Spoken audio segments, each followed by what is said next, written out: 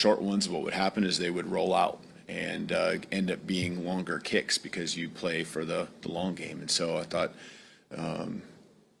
our guys did a good job of the fielding part. Obviously, we had a turnover, which was a big deal. And so, from a schematic standpoint, that was a lot of the reason for that. And so you saw some of the ones that went longer. Ryan got his hands on those. And obviously, field position plays a little bit of a role in that, but there were some shorter ones too. And so, I felt like from a schematic standpoint, what we were doing made sense. Saturday being senior day, do you have any kind of update on Jamarian Latham and maybe where he stands on looking to come back for a seventh year? Yeah, nothing as far as what the future holds. I know we'll continue to talk with him on that here, and obviously there would have to be something that's done from the NCAA level to get that year as well. Yeah, the extended time of Wilkin at guard and Michael Carroll at right tackle. What did you think of kind of what they did together? Yeah, I think they did a pretty good job. I thought there was things where our execution was certainly improved, and I thought Wilkin did a nice job getting off the ball in some areas. There's a goal line play that I really felt like he really had a low hat and showed some things that he's continued to work on. And Michael was out there competing. He's going to give everything he has. There's no doubt about it. He doesn't look like a freshman, and he's played a lot of snaps this year that are meaningful. And together, I think those guys had a good week of practice. And again, it wasn't perfect. Things that they could have been better on, but there was a lot of success that they had together as well. Jump over to the front left, Colin. Hey, Kalen. Two questions, if I may. First, was Deshaun Jones available against Oklahoma? And if so, why did Red Morgan, take the snaps at Husky? He was available, but he had a good injury the week before in the game, and that definitely limited a lot of his practice throughout the week. And so that gave Red more opportunity. Day was available if we needed him. Let's go to Joe, right in the middle, second row.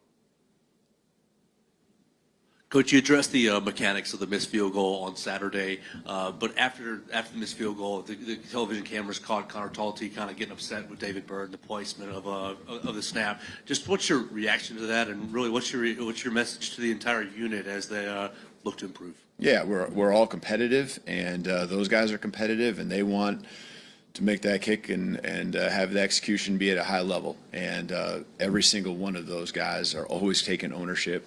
But obviously in that moment, Connor's a competitive guy, and he knows how important those points are, and the response and everything like that.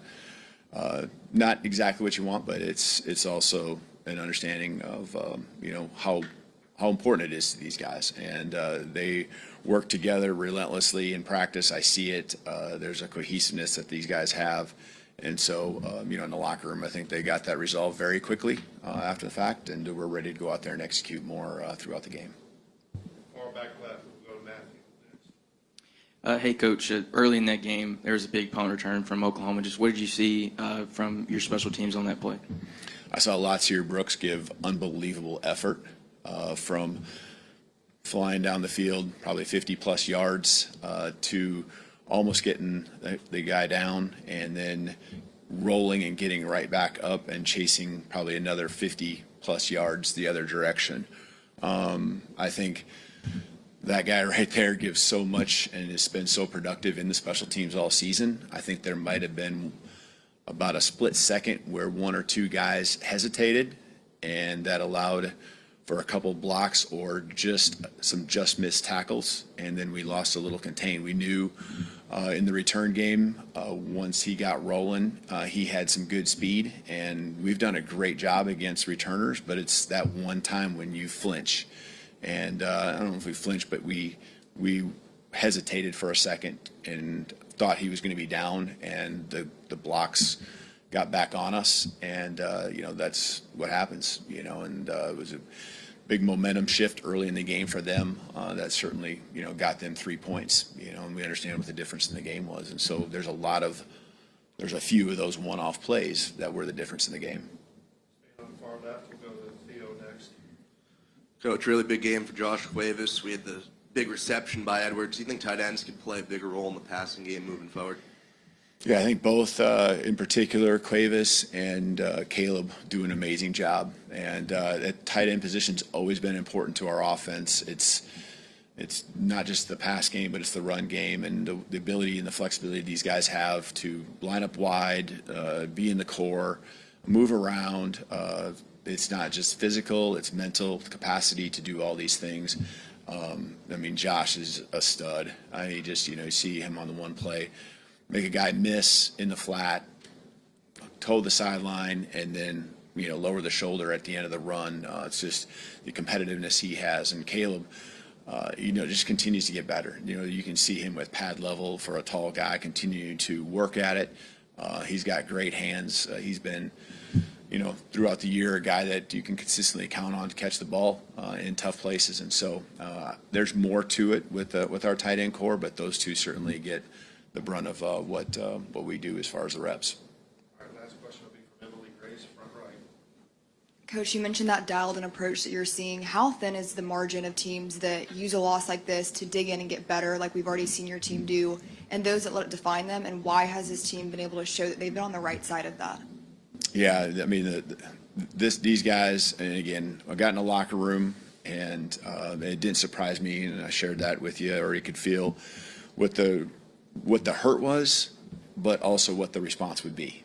And the week of practice last week was phenomenal. And I've shared with you guys many times how we can track that, how we can see it, how we can feel it, how we can, understand what that looks like. And again, the competitiveness, the fight that those guys had, it wouldn't have been there at that level if it wouldn't have been invested in the early part of the week and the process that these guys go through. And that will continue to be the case. We have to use this week to continue to get better, and that is the priority. That's where our head needs to be. And in order for us to continue to have the outcomes we want, we got to make it as simple as possible and focus on what we can control. And that's our mindset, our attitude, and then that leading to the effort and, continually each and every day get better. Thank you, Coach. You bet. Thank you.